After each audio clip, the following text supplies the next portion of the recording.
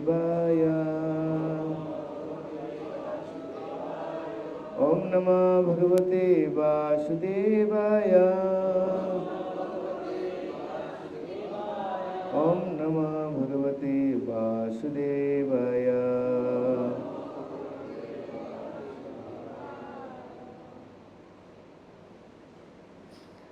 सा निर्गत कौरव पुण्य लब्ध। सगुण सा निर्गतः कौरव पुण्य लब्ध गज आहवात् तीर्थपदः पदानि अन्यक्रमात् पुण्य चिकित्सया पूर्वम् अधिष्ठितो जानी सहस्रमूर्ति। सनिर्गत कौरव पुण्य लब्ध गज आहवत् तीर्थपद पदानि अन्यक्रमत् पुण्य चिकीर्षय उर्वाम् अधिष्ठित जानी सहस्रमूर्ति। अनुवाद। বিদুর তার পুণ্যফলের প্রভাবে কৌরবদের পুণ্যার্জিত সৌভাগ্য অর্জন করেছিলেন। হস্তিনাপুর ত্যাগ করার পর তিনি ভগবানের শ্রী পাদপদ্ম স্বরূপ বহু তীর্থস্থানের আশ্রয় গ্রহণ করেছিলেন। যে সমস্ত তীর্থস্থানে ভগবানের শত সহস্র চিন্ময় বিগ্রহ অধিষ্ঠিত, অতি উন্নত স্তরের পুণ্য সঞ্চয়ের বাসনায় তিনি সেই সমস্ত তীর্থ পর্যটন করেছিলেন। আরেকবার বলছি, অনুবাদ। বিদুর, ভালো করে শুনবেন, বিদুর তার পুণ্যফলের প্রভাবে কৌরবদের পুণ্যার্জিত সৌভাগ্য অর্জন করেছিলেন। হস্তিনাপুর ত্যাগ করার পর তিনি ভগবানের শ্রী পাদপদ্ম স্বরূপ বহু তীর্থস্থানের আশ্রয় গ্রহণ করেছিলেন। যে সমস্ত তীর্থস্থানে ভগবানের শত সহস্র চিন্ময় বিগ্রহ অধিষ্ঠিত, অতি উন্নত স্তরের পুণ্য সঞ্চয়ের বাসনায় তিনি সেই সমস্ত তীর্থ পর্যটন করেছিলেন। ছিল প্রভুপাদ। তাৎপর্য, অতি উন্নত স্তরের পুণ্যাত্মা, তা না হলে তিনি কৌরব বংশে জন্মগ্রহণ করতেন না। উচ্চকুলে জন্ম, ধন, বিদ্যা, দেহের সৌন্দর্য সবই পূর্বকৃত পুণ্যের ফল। এই সমস্ত পুণ্য ভগবানের কৃপা লাভ করে তার অপ্রাকৃত প্রেমী সেবায় যুক্ত হওয়ার জন্য যথেষ্ট নয়। বিদুর নিজেকে যথেষ্ট পুণ্যবান নন বলে বিবেচনা করে ভগবানের নিকটবর্তী হওয়ার মহাপুণ্য অর্জন করার জন্য পৃথিবীর সর্বস্ত তীর্থস্থানগুলি পর্যটন করতে মনস্থির করেছেন। সেই সময় শ্রীকৃষ্ণ স্বয়ং এই পৃথিবীতে উপস্থিত ছিলেন এবং বিদুর তৎক্ষণাৎ সরাসরিভাবে তার কাছে যেতে পারতেন, কিন্তু তা তিনি করেননি, কেননা যথেষ্টভাবে পাপমুক্ত হতে পারেননি বলে তিনি নিজেকে মনে করেছিলেন। সম্পূর্ণরূপে পাপমুক্ত না হলে শুদ্ধ ভগবদ্ভক্ত হওয়া যায় না। বিদুর জানতেন যে কূটনীতিপরায়ণ ধৃতরাষ্ট্র ও দুর্যোধনের সঙ্গ করার ফলে তিনি তার পুণ্যফল হারিয়েছেন। তাই তিনি তৎক্ষণাৎ ভগবানের সাহচর্য লাভ করার জন্য উপযুক্ত ছিলেন না। ভগবদ্গীতায় 7-28 নম্বর শ্লোকে বর্ণনা করা রয়েছে, যেসাম তু অন্তগতং পাপম জননাং পুণ্যকর্মণাম তে দ্বন্দ্ব মোহ নির্মুক্তা ভজন্তে মাম দৃঢ়ব্রতা। যারা কংস ও জরাসন্ধের মতো পাপী অসুর, তারা কখনোই শ্রীকৃষ্ণকে পরমেশ্বর ভগবান বলে মনে করতে পারে না। শাস্ত্রের নির্দেশ অনুসারে যে সমস্ত শুদ্ধ ভক্ত ধর্মের অনুশাসন পালন করেন, তারাই কেবল কর্মযোগ এবং জ্ঞানযোগের পন্থায় যুক্ত হতে পারেন। তারপর বিশুদ্ধ ধ্যানের মাধ্যমে বিশুদ্ধ চেতনা উপলব্ধি করতে পারেন। যখন ভগবত চেতনার বিকাশ হয়, তখন মানুষ শুদ্ধ ভক্তের সঙ্গ লাভ করার সুযোগ নিতে পারে। সৎ মহৎ সেবয়া বিপ্রা পুণ্য তীর্থ নিবেশনা। এই জীবনেই ভগবানের সঙ্গ লাভ করা যায়। তীর্থস্থানগুলি তীর্থযাত্রীদের পাপমুক্ত করার জন্য এবং এই সমস্ত তীর্থস্থানগুলি ব্রহ্মাণ্ডের বিভিন্ন জায়গায় ছড়িয়ে রয়েছে, যে সকলে ভগবত উপলব্ধি শুদ্ধ চেতনা অধিষ্ঠিত হওয়ার সুযোগ দান করার জন্য। কিন্তু কেবলমাত্র তীর্থস্থানগুলি ভ্রমণ করে অথবা কর্তব্যকর্ম সম্পাদন করেই যথেষ্ট থাকা উচিত নয়। মানুষের কর্তব্য হচ্ছে সেখানে ভগবানের সেবায় যুক্ত যে সমস্ত মহাত্মারা রয়েছেন তাদের সঙ্গে সাক্ষাৎ করার জন্য আগ্রহী হওয়া।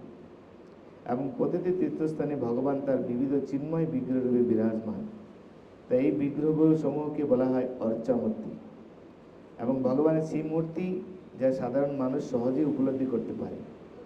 ভগবান আমাদের জড় ইন্দ্রিয়ের অতীত, আমাদের জড়চক্ষু দিয়ে তাকে দর্শন করা যায় না, তেমনি আমাদের কর্ণ দিয়ে তাকে শ্রবণ করা যায় না। আমরা যে অনুপাতে ভগবানের সেবায় প্রবেশ করি এবং যে অনুপাতে আমাদের জীবন পাপকর্ম থেকে মুক্ত হয়েছে সেই অনুপাতে আমরা ভগবানকে উপলব্ধি করতে পারি। কিন্তু যদিও আমরা পাপমুক্ত হইনি, তবু ভগবান এতই কৃপাময় যে তিনি মন্দিরে তার অর্চামূর্তি রূপে তাকে দর্শন করার সুযোগ আমাদের দিয়েছেন। ভগবান সর্বশক্তিমান এবং তাই তার অর্চামূর্তি রূপে তিনি আমাদের সেবা গ্রহণ করতে পারেন। অতএব মূর্খের মতো মন্দিরে ভগবানের অর্চা বিগ্রহকে প্রতিমা বলে মনে করা উচিত নয়। এই প্রকার অর্চামূর্তি প্রতিমা নন, তিনি হচ্ছেন স্বয়ং ভগবান। এবং যে অনুপাতে মানুষ পাপ মুক্ত হয় সেই অনুপাতে তিনি অর্চামূর্তির মর্ম হৃদয়ঙ্গম করতে পারেন। তাই শুদ্ধ ভক্তের নির্দেশ সর্বদাই প্রয়োজন। ভারতবর্ষে সারা দেশ জুড়ে শত সহস্র তীর্থস্থান রয়েছে এবং ঐতিহ্য অনুসারে সাধারণ মানুষ সারা বছর জুড়ে সমস্ত ঋতুতে এই সমস্ত তীর্থস্থানগুলিতে যান। বিভিন্ন তীর্থে ভগবানের যে সমস্ত অর্চামূর্তি রয়েছে তার মধ্যে তার উল্লেখ করা হলো, ভগবান মথুরায় শ্রীকৃষ্ণের জন্মস্থানে রয়েছেন আদিকেশব রূপে, পুরীতে তিনি জগন্নাথ রূপে বা পুরুষোত্তম রূপে বিরাজমান, তিনি এলাহাবাদে প্রয়াগে বিন্দু মাধব রূপে বিরাজমান, মন্দর পর্বতে তিনি মধুসূদন রূপে বিরাজমান, আনন্দ অরণ্যে তিনি বাসুদেব পদ্মনাভ এবং জনার্দন রূপে বিরাজমান, বিষ্ণু কাঞ্চিতে তিনি বিষ্ণু রূপে বর্তমান, মায়াপুরে তিনি হরি রূপে বিরাজমান। এবং যারা ব্রহ্মাণ্ডে ভগবানের এইরকম লক্ষ কোটি অর্চা বিগ্রহ রয়েছে, এই সমস্ত অর্চামূর্তির তত্ত্ব সংক্ষেপে বিশ্লেষণ করে চৈতন্য চৈতন্যতে বলা হয়েছে, সর্বত্র প্রকাশতার ভক্ত সুখ দিতে, জগতের অধর্ম নাশী ধর্ম স্থাপিতে।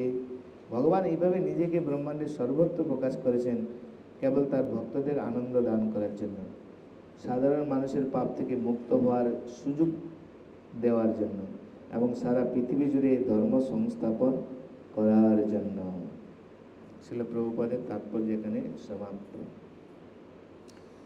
তো এখানে এই শ্লোকে অনেকগুলি শব্দ আমরা পাচ্ছি যে বিদুর তার পুণ্য ফলের প্রভাবে কৌরবদের পুণ্যার্জিত সৌভাগ্য অর্জন করেছিলেন। আর হস্তিনাপুর ত্যাগ করার পরে তিনি ভগবানের পাদপদ্ম বহু তীর্থস্থানে আশ্রয় গ্রহণ করেছিলেন, যে সমস্ত তীর্থস্থানে ভগবানের শত সহস্র চিন্ময় বিগ্রহ রয়েছে। তো তীর্থ পর্যটন আমরা কেন করব, এখানে তাৎপর্যে প্রভুপাদ বলছেন যে তীর্থ অর্জনে পুণ্য লাভ হয়, পুণ্য লাভ, অথবা আমরা পাপকর্ম থেকে আমাদের মুক্ত হওয়ার জন্য। কিন্তু বিদুর কি সেই জন্য তীর্থ পর্যটন করেছিলেন? প্রভুপাদ এখানে প্রশ্ন তুলেছেন। বিদুর কোনো সাধারণ কেউ না। আমরা জানি বিদুর আছেন সাক্ষাৎ যমরাজ, ভগবানের প্রিয় ভক্তদের মধ্যে একজন। আমরা জানি দ্বাদশ মহাজন রয়েছেন, দ্বাদশ মহাজনের মধ্যে একজন আছেন যমরাজ। স্বয়ম্ভু শম্ভু নারদ কুমার কপিল মনু প্রহ্লাদ জনক বিশ্ব বলির বইয়া সখীর বই, স্বয়ং মানে হচ্ছেন যমরাজ স্বয়ং। শুধু তাই নয়, যে বিদুরজি সম্বন্ধে যুধিষ্ঠির মহারাজের উক্তি ছিল, ভগবদ্বিদা ভগবতা তীর্থবোধা স্বয়ংভূ তীর্থবোধানে তীর্থানি শান্তস্তন গদাপরিকা। বিদুর যখন হস্তিনাপুরে ফিরে এসেছিলেন তখন যুধিষ্ঠির মহারাজ বিদুরজিকে সম্বোধন করেছিলেন এইভাবে যে আপনি স্বয়ং তীর্থস্বরূপ। কেন না, আপনি সাক্ষাৎ ভগবানকে আপনার হৃদয়ে ধারণ করেছেন, যিনি আছেন তীর্থের মূল উৎস, যার পাদপদ্মে সমস্ত তীর্থস্থান বিরাজিত। আপনি তাকে আশ্রয় করেছেন। যেহেতু আপনি তাকে আশ্রয় করেছেন, তাই আপনি হচ্ছেন সমস্ত তীর্থের স্বরূপ। আপনার তীর্থ ভ্রমণ করার কি ভালো আছে? আমরা প্রথম দিনে আলোচনা করেছিলাম যে আহ, তীর্থযাত্রা পরিশ্রম কেবলই মনের ভ্রম, সর্বসিদ্ধি গোবিন্দ চরণ। তাহলে গোবিন্দের চরণে সর্বসিদ্ধি হচ্ছে গোবিন্দের চরণ। গোবিন্দের চরণে যারা আশ্রয় গ্রহণ করেছেন তাদেরকে আর তীর্থ ভ্রমণ করার কোনো প্রয়োজন হয় না। তো ভক্ত কোনোদিন বলে না যে আমি ভালো ভক্ত হয়ে গেছি বা আমি ভগবানের চরণে শরণ গ্রহণ করেছি। বিদুরজির মনোভাব হচ্ছে এইটাই। বিদুরজি যদিও সাক্ষাৎ একজন মহাজন, শুদ্ধ ভক্ত, শুদ্ধ ভক্ত না হলে মহাজন, দ্বাদশ মহাজন মধ্যে একজন অন্যতম, যারা ভগবানকে জানেন। এই দ্বাদশ মহাজন হচ্ছেন তারা যারা ভগবানকে পুঙ্খানুপুঙ্খভাবে বুঝতে পেরেছেন এবং জানেন। তাদেরকে তীর্থ ভ্রমণ করার কোনো মানে নেই। বিদুরজি কেন বললেন? এটা আমাদের লোকশিক্ষা, সমাজের শিক্ষার জন্য। যে বৈষ্ণব নাহি বলে আমি তো বৈষ্ণব, বৈষ্ণব নাহি বলে আমি তো বৈষ্ণব। কেন আমি তো বৈষ্ণব এই বুদ্ধি হলে অমানি না হব। যদি আপনি মনে করেন আপনি ভালো ভক্ত, তাহলে আপনি কোনোদিন অমানি হতে পারবেন না। এটা একটা জগতের শিক্ষা দেওয়া, এটা একটা পয়েন্ট আমরা নিতে পারি এখান থেকে। তাহলে বিদুরজির তীর্থ ভ্রমণ করার কোনো প্রয়োজন ছিল না। আর বিদুরজির তীর্থ ভ্রমণ করে কি করেছেন? বিদুরজির তীর্থ ভ্রমণ করে সেখানে যে মহাত্মা রয়েছেন তাদের কাছ থেকে ভগবানের মহিমা তিনি শ্রবণ করেছেন। এটা একটা পয়েন্ট। আর তীর্থে গিয়ে, তীর্থস্থানে গিয়ে শুধু যে বিগ্রহ দেখে চলে আসা, পরিক্রমা করে চলে আসা, কেদারনাথ ট্রেকিং করেছি, বদ্রীনাথ ট্রেকিং করেছি, যমুনোত্রী ট্রেকিং করেছি, ওতে তীর্থ ফলের লাভ হয় না। কিন্তু ভক্তরা তীর্থ ভ্রমণ করবে তো পুণ্য অর্জন করার জন্য নয়। কেন পুণ্য অর্জনের ফল আমরা ভালো করে জানি কত খতরনাক। ভাগবত গীতায় পুণ্য ফলের বর্ণনা করা হয়েছে যে যারা পুণ্যকর্মী তারা সাধারণত পুণ্যকর্ম, এখানে যে পুণ্যকর্ম আমার মনে হয় সেটা হচ্ছে ভগবত ভক্তি বোঝানো হয়েছে। পুণ্যকর্ম অনেক শব্দে ব্যবহৃত হয়। সাধারণত পুণ্যকর্ম বলতে আমরা বুঝি সকাম কর্ম। সকাম কর্ম মানে দেবদেবীর উদ্দেশ্যে আরাধনা করা ইত্যাদি ইত্যাদি ইত্যাদি, সকাম কর্ম যাকে বলা হয়। দক্ষিণে পুণ্যে মত্ত লোক বিশন্তি, ভগবত গীতা বর্ণনা করে রয়েছে। এখানে পুণ্যফল অর্জন করার জন্য মানে এখানে পুণ্যফল বলতে আমরা ভক্তিকে বুঝতে হবে আমাদের। কেন বিদুরজি তীর্থ ভ্রমণ করে কি লাভ করেছেন? পুণ্য অর্জন করেছেন। কি পুণ্য? ভক্তিমূলক স্বীকৃতি। হ্যাঁ, পরে পরে পরে, এখন না। ভক্তিমূলক স্বীকৃতি। কিরকম ভক্তিমূলক স্বীকৃতি? না, তিনি সেখানে গিয়ে মহাত্মাদের কাছ থেকে তিনি ভগবানের কথা, তীর্থের কথা তিনি শ্রবণ করেছেন। সেই জন্য বলা হয়েছিল, ভক্তি সিদ্ধান্ত ঠাকুর বলেছেন যে তীর্থকে চোখ দ্বারা বোঝা যাবে না। যেরকম বৃন্দাবনকে বলা হয় যে সর্বদা সেখানে বসন্ত বিরাজিত, কিন্তু আপনি যদি বৃন্দাবনে যান এখন, বসন্ত পাবেন আপনি। এক কবি সেরকম যখন বৃন্দাবনে গিয়েছিলেন তখন সেখানে গিয়ে তিনি একটা কবিতা রচনা করেছেন। শাস্ত্রে বলেছে বৃন্দাবন আছে বসন্ত, বসন্ত চির বসন্ত, কোথায় বসন্ত আমি তো কোথায় খুঁজে দেখছি বলছি। তো ওইভাবে কি আর বৃন্দাবনকে বোঝা যাবে? সেই জন্য ভক্তি সিদ্ধান্ত সরকার ঠাকুর বলছেন যে আমাদের চেতনা শুদ্ধ নয়, আমাদের চক্ষু শুদ্ধ নয়। সর্বত্র কৃষ্ণের মতি করে ঝলমল, সেই দেখিতে পায় যার আঁখি নির্মল। কৃষ্ণ এখনো লীলা করছেন বৃন্দাবনে, এখনো চির বসন্ত। যেরকম আমরা দেখি আকবর আর সনাতন গোস্বামীর লীলাতে এটা পাওয়া যায়। সনাতন গোস্বামীর সঙ্গে আকবর দেখা করতে গিয়েছিলেন এবং সনাতন গোস্বামীর কাছে করজোড়ে নিবেদন করেছেন, আমি আপনার কি সেবা করতে পারি। অনেক বিনয় বিনয় নিবেদন করার বলে বলছে যাও কেশিঘাটে একটা ইট খুলে গিয়েছে, ওটাকে একটু জোড়া লাগিয়ে দিয়ে দেওয়ার চেষ্টা করো। আকবর ভাবছেন আমি এত বড় রাজা, আমাকে বলছে একটা ইট লাগিয়ে দেওয়ার জন্য, কিন্তু আবার এত বড় মহাত্মা, কিছু বলাও যাচ্ছে না। তাই উনি সেখানে গিয়েছেন, গিয়ে দেখছেন যে কেশিঘাট যে সমস্ত ইট দিয়ে তৈরি, একটা ইটের মূল্য ওনার রাজ্যের কোষাগারে নেই। সনাতন গোস্বামীর কৃপায় তিনি একটু ঝলক দর্শন করতে পেরেছিলেন যে কেশিঘাট কি যে তৈরি। তাই তিনি ফিরে এসেছিলেন, এসে সনাতন গোস্বামীর চরণে নিবেদন করেছেন যে আমার পক্ষে সম্ভব নয় যে একটা ইটকে জোড়া লাগানো। বুঝে গেল? তার মানে কি তীর্থ ভ্রমণ যে আমরা যদি নিজের চোখে দেখতে চাই কিন্তু আপনি দেখতে পাবেন। সেই জন্য সাধু গুরু বৈষ্ণবের চোখ দিয়ে যখন আমরা দেখব তখন কিন্তু আমরা বুঝতে পারব। সেই জন্য বিদুরজি তীর্থ ভ্রমণ করেছেন এবং কি করছেন, বাহ্যিক ভাব হচ্ছে বিদুরজি ভাবছেন। এখানে আরেকটা ব্যাপার বিদুরজি আমাদেরকে শিক্ষা দিচ্ছেন, সঙ্গ প্রভাব, অসৎ সঙ্গ ত্যাগ এই বৈষ্ণব আচার। মহাপ্রভু শিক্ষা দিয়েছেন আমাদেরকে চৈতন্য চৈতন্যতে, অসৎ সঙ্গ এক ত্যাগ বৈষ্ণব আচার।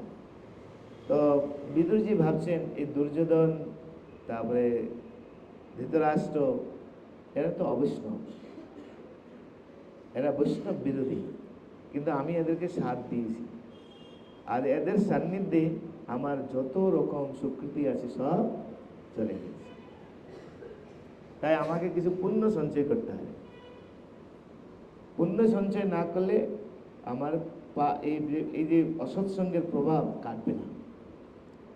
যেখানে ভাগবতের শ্লোক, গীতার শ্লোক প্রভাব এখানে কোট করেছেন, যে শান্ত অন্তগতম পাপম জননাম পুণ্য কর্ম না। যতক্ষণ না কেউ পাপ থেকে মুক্ত হচ্ছে ততক্ষণ পর্যন্ত সে ভজন করতে পারবে না। পাপ থেকে মুক্ত হলেই পুণ্যবান, আর পুণ্যবান ব্যক্তি তাড়াতাড়ি কৃষ্ণ ভজন করতে সুযোগ পায়। বুঝে গেল? সেই জন্য পুণ্যকর্মীদের দরকার হয়েছে। হ্যাঁ, একটা প্ল্যাটফর্ম তৈরি, প্রভু বলছেন প্ল্যাটফর্ম তৈরি করে।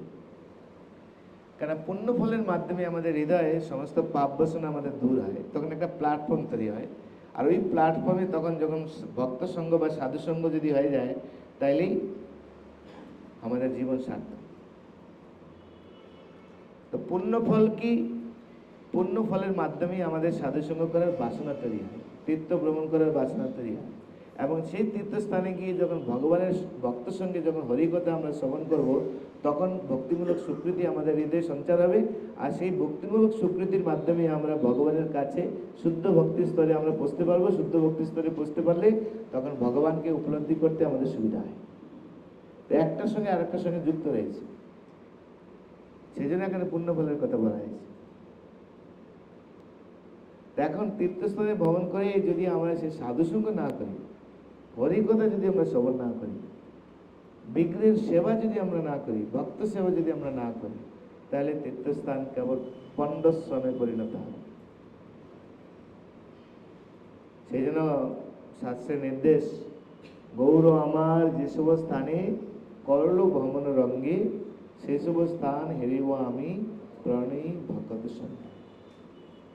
আপনি দেখবেন যে এই মানসিকতা আমাদের হৃদয়ে তৈরি না হয়, তাহলে তীর্থযাত্রা কিন্তু আমরা পরিপূর্ণ ফল আমরা লাভ করতে পারবো না।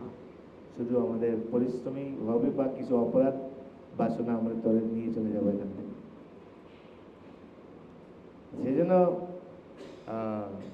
খুব গুরুত্বপূর্ণ যে যখনই আমরা তীর্থ ভ্রমণ করব, তখন মূল ভাবনা যেন আমাদের ঠিক থাকে।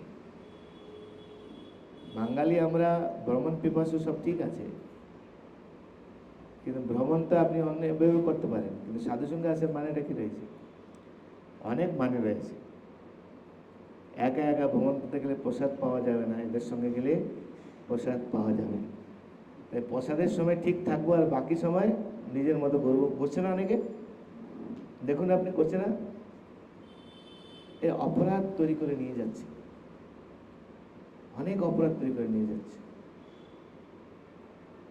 বুঝা যাচ্ছে? দেখুন আপনি, এটা কি সাধুসঙ্গ হচ্ছে? সাধুসঙ্গ হচ্ছে কি? সাধুসঙ্গ হচ্ছে না কিন্তু। তারা কি তীর্থ ভ্রমণের ফল পাবে? ফল পাবে না কিন্তু। বিদুরজি এখানে এই সিদ্ধান্ত এখানে আমাদের স্থাপন করছেন। প্রভুপাদ তাৎপর্য স্পষ্ট ভাষায় লিখে দিয়েছেন আমাদেরকে। তীর্থ ভ্রমণ তখনই সার্থক হবে। দেখুন আমরা মায়াপুরে, দেখুন আপনি, মায়াপুরে বহু ধরনের লোক যায়, কিন্তু যখন বাড়িতে যায় তারা কি ভাবে জানেন? মায়াপুরে গিয়ে বড় বড় বিল্ডিং দেখে নিয়েছে, আর কি ওই বিদেশি বাচ্চাদের সঙ্গে কথা বলে এসছে, বিদেশি বাচ্চাদের সঙ্গে, অথবা ওই রেস্টুরেন্টে খেয়েছে, এরকম এরকম কথা বলে। কিন্তু বিগ্রহ সম্বন্ধে লোক করে। আবার কিছু কিছু লোক আছে এখান থেকে না যেতে একদম ভগবানকে এত সুন্দর সাজায়, এরকম কিছু লোক আছে। এখন ব্যাপার হচ্ছে যার যেরকম ভাবনা, যার যেরকম চেতনা তৈরি হয়। কিন্তু মূল ভাবনা আমাদের কি হওয়া উচিত? কেন আমরা তীর্থ ভ্রমণ করব? এই শ্লোকে বিদুরজি সেটাকে স্পষ্ট ক্লিয়ার করেছেন যে তীর্থ ভ্রমণ যখন আমরা করব, সেখানে যে বিগ্রহ রয়েছে তাকে প্রাণ খুলে দর্শন, সেই বিগ্রহের মাহাত্ম্য কি, সেই বিগ্রহের বৈশিষ্ট্য কি, তারপরে সেখানে যারা তার সেবা করছেন তাদের সঙ্গে কথা বলা, তাদের কাছ থেকে সেই বিষয়ে কিছু শ্রবণ করা, অথবা ওই বিষয়ে যিনি জানেন তার কাছ থেকে সেই বিষয়ে শ্রবণ করে সেই ভাবনা অনুসারে গিয়ে বিগ্রহ দর্শন করা, সেই ভাবনা অনুসারে আমাদের জীবনে চলা। সেই জন্য আচার্যরা অনেক রকমের গান গেয়েছেন। হরি বলবো আর মদন মোহন হেরিব গো, আমি এই রূপেতে ব্রজের পথে চলিব গো, হরি বলবো আর মদন মোহন হেরিব গো। ব্রজবাসী তোমরা সবে এই আশীর্বাদ করইবে। যে ব্রজবাসী, ধামবাসী, তাদের কাছে আমি প্রার্থনা করব, তাদের কাছে আমি নিবেদন করব, সেই মোট কি আমাদের আছে? তাহলে তীর্থ ভ্রমণ সার্থক হবে। তাহলে তীর্থে গিয়ে আমরা অপরাধ করে বসে আছি। প্রভুপাদের সঙ্গে কিছু ভক্ত বৃন্দাবন ভ্রমণ করছেন, প্রভুপাদকে জিজ্ঞাসা করেছেন, প্রভুপাদ বৃন্দাবনে কারা বাদর হয়? তো প্রভুপাদ বলছেন, যারা বৃন্দাবনে ভজন করতে এসে বিভিন্ন রকম ইন্দ্রিয়মূলক কার্যকলাপ করে তারা বৃন্দাবনে বাধা হয়। প্রভুপাদ বৃন্দাবনে কারা শুকর হয়? এই শুকর কেন বৃন্দাবনে? প্রভুপাদ বলছে, যারা নেশাখোর, যারা অমেদ্য দ্রব্য ভোজন করে ধামে বসে এসে তারা এরকম। একের পর একটা কথা বলছেন প্রভুপাদ। তো প্রভুপাদ বলছেন, নালায়েক, তুমি এইসব প্রশ্ন জিজ্ঞাসা করছো কিভাবে নিয়ম ভঙ্গ করতে হয়, তার জন্য একটা ফর্মুলা বের করার জন্য না। সাধুকে জিজ্ঞাসা করতে হয় বৃন্দাবনে এসে কি করে আমি শুদ্ধ ভক্তি লাভ করতে পারি, এই ধামের মাহাত্ম্য কিভাবে আমি ভোজন করবো এখানে, যাতে ধামের ফল আমি পেতে পারি। সেগুলো না করে কি করে বাদর হয় কি। তো প্রভুপাদ সেখানে খুব ডেটেছিলেন তাদেরকে। সেই জন্য আমাদেরকে চিন্তা করতে হবে, গৌর আমার যেসব স্থান কল্ল ভ্রমণ রঙ্গে, সেসব স্থান হেরিব আমি প্রণয়ী ভকত সঙ্গে। তাই প্রণয়ী ভকতের সঙ্গে আমাদেরকে যেতে হবে ধামে। তা না হলে শুধু পরিশ্রম পরিশ্রম পরিশ্রম, গোড়া ছাড়া। তো সেই জন্য আমাদের এই মানসিকতা রাখা উচিত, যখন আমরা তীর্থে যাব। এখানে বিদুরজি মূল পয়েন্ট যেটা দিচ্ছেন ছিল, প্রভুপাদ তাৎপর্য লিখছেন, তীর্থস্থানে গিয়ে সাধুর সঙ্গে হরি কথা, কৃষ্ণ কথা, তাই না? এটা সবচেয়ে ইম্পর্টেন্ট। যদি এটা আমরা করতে পারি তাহলে তীর্থের সেই পূর্ণ ফল আপনি লাভ করতে পারেন। এখানে পূর্ণ ফল মানে ভক্তিমূলক স্বীকৃতি, অর্থাৎ ভক্তিমূলক স্বীকৃতি অর্জন হবে, একটা প্ল্যাটফর্ম তৈরি হবে, যেই প্ল্যাটফর্মে আপনি শুদ্ধ ভক্তি লাভ করা আপনার খুব ইজি হয়, তাই না? কেননা যে অর্চা বিগ্রহগুলি রয়েছে এদের সাধারণ নয়। প্রভুপাদ বলছেন আমাদের চেতনা শুদ্ধ নয়, তাই ভারতবর্ষের বিভিন্ন জায়গায় যে ছড়িয়ে রয়েছে বিগ্রহ, বিগ্রহ নহ তুমি সাক্ষাৎ ব্রজেন্দ্র নন্দন। না, সেই লীলা আমরা কত লীলা জানি, সেই সেই বৃন্দাবনের যে ছোট বিপ্র বড় বিপ্র, সেই কাহিনী আমরা জানি, কীভাবে সে বিগ্রহ সাক্ষী দেওয়ার জন্য কত দূর গিয়েছেন। তাই ধামের যে বিগ্রহ, যেরকম আমরা বদ্রীনাথ গেলাম, সাক্ষাৎ স্বয়ম্ভু মূর্তি, ভগবান আদেশ করেছেন শঙ্করাচার্যকে, সেই শঙ্করাচার্য সেখানে গিয়ে সেই বিগ্রহকে উত্তোলন করেছেন। কেদারনাথজি কোন সাধারণ কেউ নয়, যমুনাত্রী গঙ্গোত্রী কোন সাধারণ কেউ নয়, এখানে বিষ্ণু পাদপদ্ম রয়েছে, সাক্ষাৎ বিষ্ণু পাদপদ্ম এখানে রয়েছে, সাধারণ নয়। গঙ্গা, গঙ্গা ভগবানের পাদপদ্ম থেকে আবির্ভূত হয়েছেন, ব্রহ্মপদী, এই সাধারণ কেউ নয় সব। কিন্তু সেই দৃষ্টিভঙ্গিতে আমরা যদি এগুলিকে সেভাবে দর্শন করি, তাহলে সেই বিগ্রহকে আপনি দর্শন করতে পারবেন। তখন আপনার ভাবনাই শুদ্ধ হয়ে যাবে, ভাবনাই চেঞ্জ হয়ে যাবে। সেই জন্য তীর্থ ভ্রমণ খুব গুরুত্বপূর্ণ।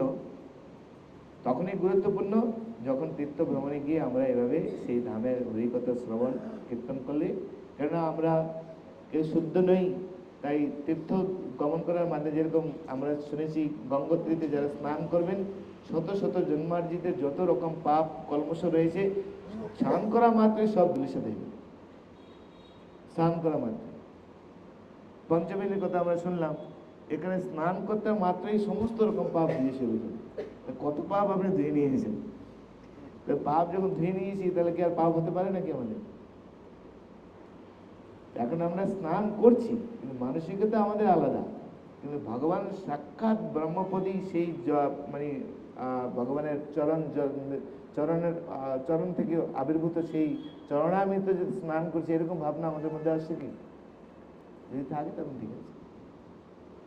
সেই জন্য প্রণয়ী ভক্ত না হলে এগুলি হবে। যাই হোক, পরবর্তীতে আমাদের চেষ্টা করব যে আমরা প্রণয়ী ভক্তদের নিয়ে এখানে আসার জন্য। এবারে ট্যুরে আমাদের অনেক অভিজ্ঞতা অর্জন হয়েছে। তো নেক্সট আমি তো সংকল্প এখন করে নিয়েছি, জপ ক্লাসের ভক্ত ছাড়া আর কাউকেই নেব না। এখন জপ ক্লাসে যারা অ্যাক্টিভ, যাদেরকে আমরা অ্যাক্টিভভাবে জানি, এই ধরনের ভক্ত ছাড়া আমরা কাউকে আমরা ট্যুরে আনবো, আপাতত আমি ট্যুরে আনবো না কাউকে। তা নাহলে অনেক পরিস্থিতি তৈরি হয়। তো এই দেখুন 80 জন ভক্ত আমরা আছি, 500 জন ভক্ত ব্রহ্মচারীরা শুধু ওখানে সেবা করছেন, বাকি ভক্ত কোথায়? হ্যাঁ, এই বিল্ডিংয়ে কালকে 1টা থেকে কেউ ঘুমাতে পারেনি, 1টা থেকে ঘুমাতে পারেনি এই বিল্ডিং। আমি তো ঘুমাইনি, আমার মনে কেউ ঘুমায়নি, তো সারা রাত ঘুম আসেনি। তবুও আপনারা অনেকে এসছেন, আপনারা এসছেন। তো যাই হোক, মাথায় রাখবেন যে তীর্থ ভ্রমণে আমরা যাচ্ছি কিছু ভক্তিমূলক স্বীকৃতি অর্জন করার জন্য। তাই সেরকম ভাবনা, সেরকম মানসিকতা, এই শ্লোকটা প্রথম দিন পাঠ করা দরকার ছিল। প্রথম দিন পাঠ করলে আমার মনে ভালো হতো। মাথায় রাখবেন এই শ্লোকটাকে, প্রতিদিন পাঠ করা হচ্ছে। যাক, আমাদের সেরকম একটু সময় ছিল না, আমরা হরিদ্বারে যদি একদিন এসে আগে থাকতাম, তাহলে এগুলো অনেক কিছু করা যেতে পারত। তো মাথায় রাখবেন, এখন থেকে মাথায় রাখুন, যখন তীর্থ ভ্রমণ করতে যাবেন সেরকম সংস্কার যেন থাকে। আমরা জানি, আমি একটা কাহিনী শ্রবণ করেছিলাম, সে চোরের কাহিনী। সে সারা বছর চুরি করে, অনেক পাপ করেছে, তো শুনেছে তীর্থ ভ্রমণ করলে পাপ ক্ষয় হয়। তো সেই মানসিকতা নিয়ে যেই তীর্থযাত্রীদের সঙ্গে নাম লিখিয়েছেন যাওয়ার জন্য। কিন্তু চোর তো চোর, রাত্রি 12টার সময় আর ঘুম আসছে না। ভক্তরা যেখানে ঘুমিয়েছেন, ডরমেটরি হল, একসঙ্গে সবাই ঘুমিয়েছেন। এখন আবার শুনেছেন তীর্থযাত্রীদের কাছ থেকে কোনো চুরি করা হচ্ছে মহা অপরাধ। কারণ যারা পুণ্য সঞ্চয় করার জন্য তীর্থ ভ্রমণ করতে যাচ্ছেন, তাদেরকে কষ্ট দেওয়া, তাদেরকে আঘাত দেওয়া, এগুলি খুবই মানে আরও বেশি বেশি মহা অপরাধ। কিন্তু হাত কিছুতেই মানে বন্ধ হচ্ছে না, ঘুম আসছে না, কি করবে? তাই একজনের লাগেজ আরেকজনের মাথার কাছে, আরেকজনের লাগেজ আরেকজনের মাথার কাছে, এরকম করে করে সব লাগে যখন উল্টো পাল্টে দিয়েছে, তখন তার একটু হাতটা চুলকানিটা কমেছে, তারপরে গিয়ে ঘুমিয়েছে। সকালবেলা সবার মোটামুটি বাহ্যক্রিয়া গিয়েছি, গামছা তুলতে যাচ্ছে, ব্যাগ খুলেছে, আমার ব্যাগ না। এ বলছে আমার ব্যাগ না, এটা কার ব্যাগ, এটা কার ব্যাগ, এটা কার ব্যাগ, এরকম মানে হুলস্থুল কাণ্ড শুনে গেছে। সবাই বলছে এইসব কাজ কে করলো, কে করলো, কে করলো?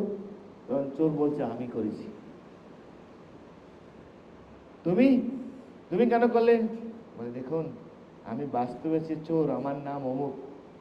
ধরে নাম শুনেছেন তখন সবাই থতমত হয়েছে, সবাই ব্যাগ দেখে সব টাকা পয়সা দেখুন। বলছে না না না না, আমি জানি তীর্থ ভ্রমণ করতে আমি যাচ্ছি, কিন্তু তীর্থযাত্রীদের কোনো রকম অনিষ্ট করা, কোনো রকম কষ্ট দেওয়া, এটা মহা অপরাধ।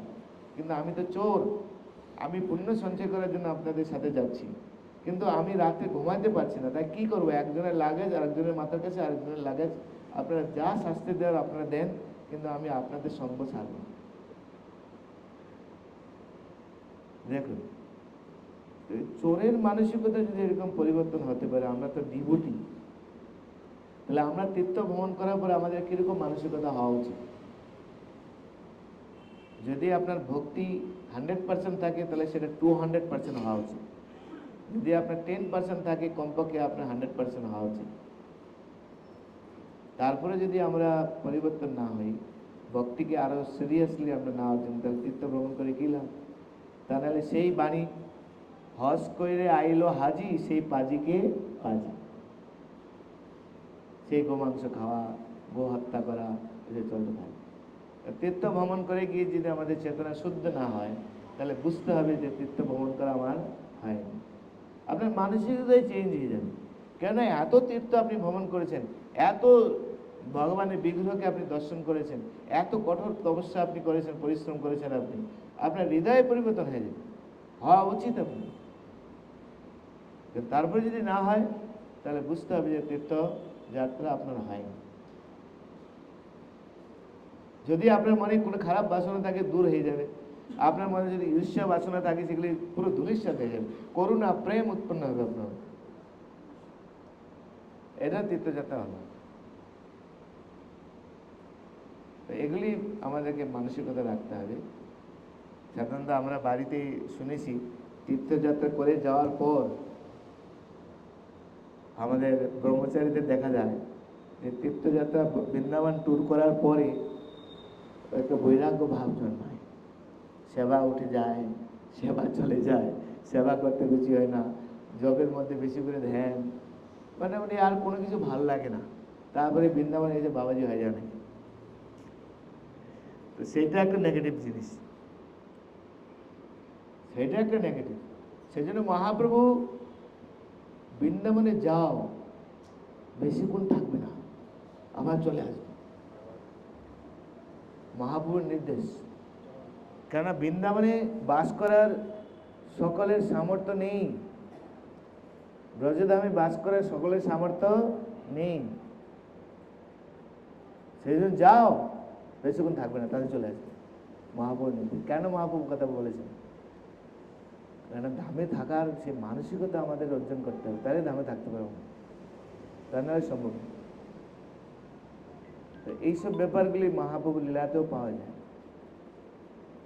সেই জন্য তীর্থস্থানে যদি আমরা একা একা যাই, অনেক সমস্যা ক্রিয়েট হবে আপনার হৃদয়ে, অনেক অনেক অনেক গণ্ডগোল সৃষ্টি হতে পারে। সেজন্য তীর্থ ভ্রমণ করতে হবে।